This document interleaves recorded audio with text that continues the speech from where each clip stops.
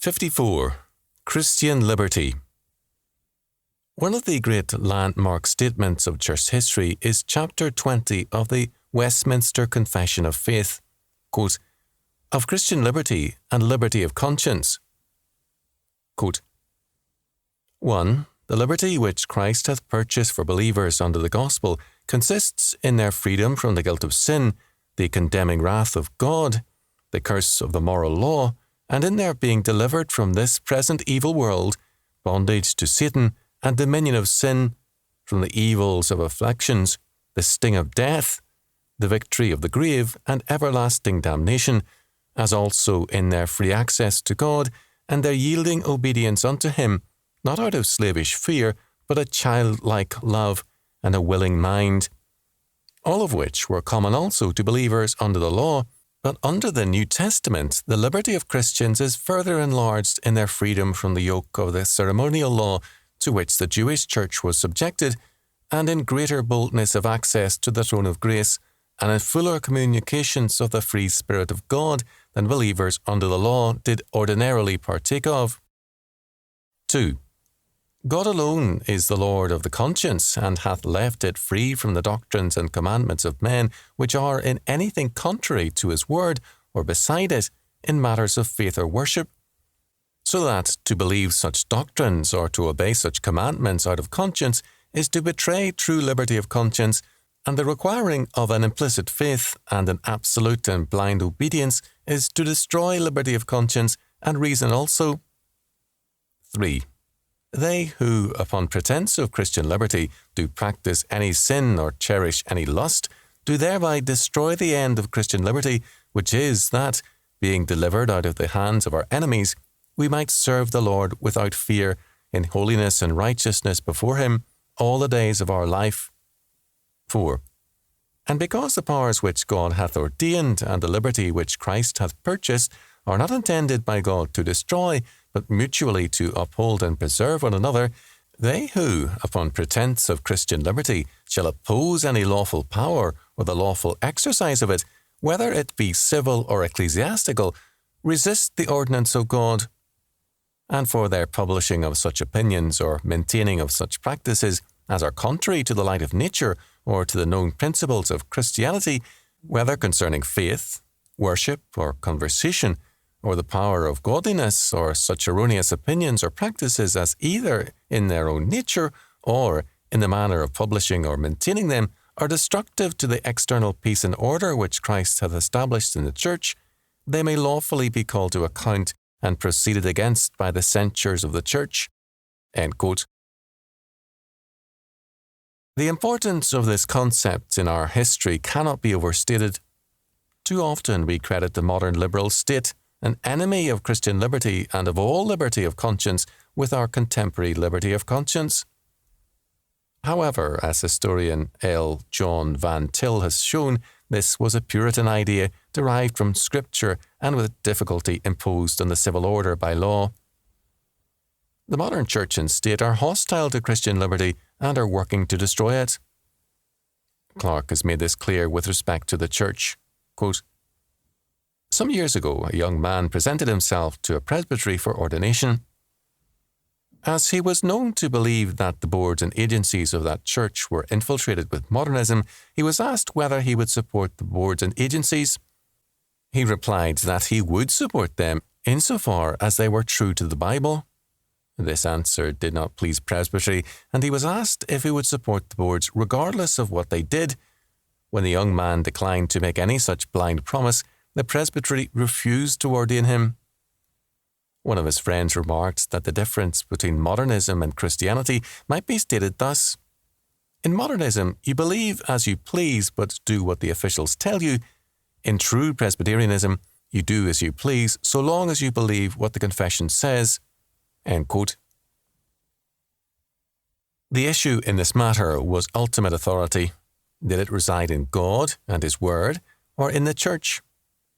If men deny the ultimate, absolute, and infallible authority of God, then that authority accrues to some human agency, institution, office, or group of men. In the case cited by Clarke, the infallibility of Scripture had been specifically denied and the total authority of the Church affirmed. As Clarke pointed out, quote, "One of Christ's most serious complaints about the Pharisees was that they substituted the commandments of men for the teachings of God, Matthew 15:9, end quote. This was not a peculiarity limited to the Pharisees. In every age, whenever and wherever men deny God, they will then ascribe all authority to man or to some aspect of man's life or to an institution established by men. The alternative to God's authority is never, quote, no authority, end quote, but always some other authority of either anarchistic man or organized man. The ultimate and absolute authority of God is simply transferred to another agency." Clarke commented further, quote, "The 20th century church in America seems to have fallen into a curious self-contradiction. The lust for power and control over men and organizations has produced an almost papal claim to authority on the part of bureaucratic ecclesiastical officials. When the majority speaks and the officials manipulate the majority, it is the voice of God. Yet, with all this unscriptural claim to authority, the officials and their obedient servants are horrified at the thought of censuring or excommunicating a minister who denies the virgin birth or the resurrection. No doubt such a thought strikes too close to home." End quote. With all due respect to Clarke, no, quote, self-contradiction, end quote, is involved by a necessary and strict logic. Having denied the authority of God and His Word, such churchmen must assert some other kind of authority, and in their case, it is the authority of the Church as controlled by them.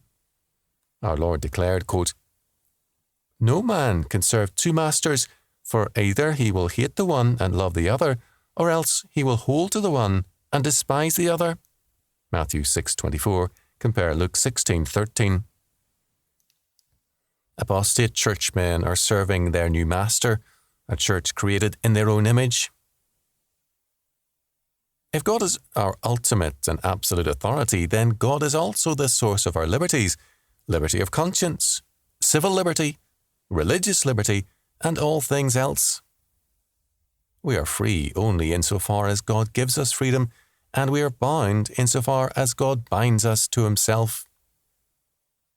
Where the state is the ultimate authority, there the state sets the boundaries of our freedom and retains the right to limit, to extend or to abolish them. Man's conscience can only be bound then by the state, and the state can compel men's conscience as man's ultimate authority. If the Church claims this power over men, then man's freedom and conscience are subject to the Church and the will of the Church. Apart from the Old Testament tradition, the ancient world knew no freedom of conscience apart from the state and anarchistic man. If a man denied the authority of the state to compel his conscience or to restrict his actions and protested, which rarely occurred, he did it in terms of anarchism. Thus Socrates opposed to the authority of the state the voice of his own daemon or private revelation. The Cynics took a position of radical anarchism as their means of countering statist absolutism. It was thus the absolutism of the individual as against the absolutism of the state. In Israel, however, in the name of God, men could challenge kings and priests as Nathan did when he confronted King David with his sin, declaring, "Thou art the man," 2 Samuel 12:7. The whole history of Old Testament prophecy is a history of such a continuing challenge in the name of the Lord. Neither priests nor kings were allowed to absolutize themselves and set their authority against the word of the Lord. Conflict between Christians and Rome was thus inevitable. Rome allowed no independent conscience or religious liberty. For Rome, as for Greece, man was a creature of the state. Rome was ready to be tolerant and to license diverse religions, provided that at all times the religious priority of the genius of Rome was granted. This the Christians could not accept. Ultimate authority rests with God, not the state. In pleading their cause, the Christians cited the fact that they were better citizens than their non-Christian neighbours, more honest and loyal, and obedient in all other matters. This plea Rome rejected. The ultimate authority of the triune God could not be granted. Christ must submit to Caesar. The fall of Rome did not end the battle. It entered a second phase with Constantine the Great. The existence of the Church as an independent realm under Christ was more or less granted, but a long conflict between Church and state began, each claiming best to express Christ's ultimate authority and to represent God on earth. The third phase of the battle came with the Puritans. William Perkins, an Elizabethan Puritan theologian, developed, quote, a theology of conscience, end quote. He challenged the primacy of the state. The roots of his position were in Calvin, and the essence of it was sphere laws. Each area of life is a law sphere under God. Church, state, family, school, vocation, mathematics, physics, etc. are independent and interdependent law spheres, alike under God rather than under the control of any one of them. The essence of this position is that God's ultimate and absolute authority limits all human authorities, institutions, and spheres. This means also that man himself is limited. Man cannot claim absolute powers or liberties because man, no less than church, state, and all things else, is under the absolute government of God. Both collectivism and anarchism are thus untenable from a Christian perspective. In the fourth phase of the battle, as Christian faith waned, the state began to claim increasing power over every area and sphere of life. Totalitarianism has arisen as faith has declined. Anarchism has also flourished, the absolute individual claiming independence from God and other men alike. These trends cannot be countered by stressing the primacy of political action, but by declaring the primacy of God and faith in Him. The issue at stake is authority. Quote, the question of authority is crucial in any view of conscience. In fact, the claim of conscience is no better than the authority called upon. End quote. If our authority is man or the state, our only possible view of conscience or liberty is strictly governed by the limitations of our principle of ultimacy. We have only as much freedom of conscience and liberty as the state chooses by its legislation to grant us, and no more. If our authority is ourselves, anarchistic man, then we have no more authority, power, and liberty than an individual man is able to assert in a world of competing men. Our conscience is then a law unto itself. But our power is the extent of our liberty, so that we are limited indeed. The implications of the Christian gospel were startling to the Greco-Roman world. Both to new converts and to its enemies, Christianity seemed to be lawless. Its enemies regarded it as atheistic because of its denial of existing authorities. As a result, the New Testament is full of commandments to submit to duly constituted authorities. Thus, 1 Peter 2:13-19 declares, quote, submit yourselves to every ordinance of man for the Lord's sake, whether it be to the king as supreme, or unto governors as unto them that are sent by him for the punishment of evildoers, and for the praise of them that do well. For so is the will of God, that with well-doing ye may put to silence the ignorance of foolish men. As free, and not using your liberty for a cloak of maliciousness, but as the servants of God. Honour all men, love the brotherhood, fear God, honour the king. Servants, be subject to your masters with all fear, not only to the good and gentle, but also to the froward. For this is thankworthy, if a man for conscience toward God endure grief, suffering wrongfully. End quote. We fail to appreciate the meaning of this statement if we do not see that it was necessary for St. Peter and others to so command the Christians. By declaring the prior authority of God and the kingship of Messiah Jesus, the apostles had opposed to the claims of ultimate authority by Caesar the ultimate authority of Christ. They had to be warned against a misuse of their Christian liberty. Galatians 5:13. It was necessary also to teach the Christians why authorities should be obeyed. The Corinthians had been ready to see even moral law dissolved by God's higher authority. The authorities, they were told, are ordained of God and are under His judgment. The role of civil officers is to be a ministry of justice and a terror to evildoers. Romans 13, 1-8. Honour should therefore be rendered to all authorities as a duty to God. The office, not the man, is honoured. The command, therefore, is to, quote, submit yourselves to every ordinance of man for the Lord's sake, end quote. St. Peter thus requires obedience to the king as, quote-unquote, supreme in his realm, the state.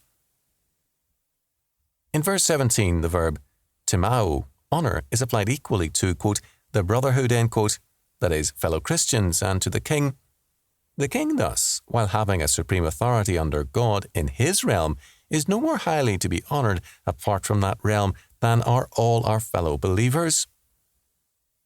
We are, in verse 16, described as, quote, free, end quote, or freemen, who are called to use our freedom, not as a covering for maliciousness, but as God's bondmen working to further God's kingdom. We are to honour all men, give to all men their due authority and dignity under God. Verse 17. Our obedience is, quote, to every ordinance of man, end quote, verse 13, or literally, quote, to every human creation, end quote. The word ktesis, or, quote, creation, end quote, normally refers to every creative act of God. Only once does it have a reference to human actions in 1 Peter 2:13. Church, state, vocations, families, etc. are human creations. They represent the dominion of man as expressed through various channels. They are human creations which are still the will and purpose of God in His word and eternal decree. These ordinances or creations thus have a special status. As Mason noted, St. Peter, quote, does not say that we are to submit to every law that men may pass, end quote. Laws can be the fiat creation of men and often are. We are not to disobey all such laws, but all which would compel us to deny God or to sin. We thus submit to the ordinances or orders, but not to all laws. The biblical method of social renewal is not either civil disobedience or revolution, but regeneration. It is, quote, the will of God, end quote, that, quote, with well-doing, end quote, we make our reforms and also muzzle or gag the critics who accuse us of being in principle rebellious because we deny the ultimacy of man, the state, or any other human agency. Mason noted with respect to verse 16 and its declaration of Christian freedom and restraint, quote, this points at once to what was the gist of the accusation. The Christian took up a position of complete independence within and professed himself, in a certain sense, to be above the laws by virtue of being a member of Christ's kingdom. This position of independence the heathen state resented and looked upon the Christian church as a dangerous organisation. Here, therefore, St. Peter both insists upon and defines that independent position. Quote, this, the apostle adds, end quote, says Leighton, quote, lest any should so far mistake the nature of their Christian liberty as to dream of an exemption from obedience either to God or to man for his sake, and according to his appointments, their freedom he grants, but would have them understand aright what it is, end quote. Freedom is not to be used as a, quote, cloak of maliciousness, end quote, or a curtain for vice, but as servants or slaves of God. The mark of grace, quote, for this is thankworthy, literally, for this is grace, end quote, is to be ready to endure wrong rather than create the greater wrong of disobeying God. Where God requires obedience, we must submit for the sake of conscience. Christian liberty, thus, is grounded in the supreme authority of God over every area of life and in our necessary obedience to God. Our necessary obedience to God means our necessary liberty under God from rival claims of ultimacy and our necessary disobedience where we must obey God rather than men.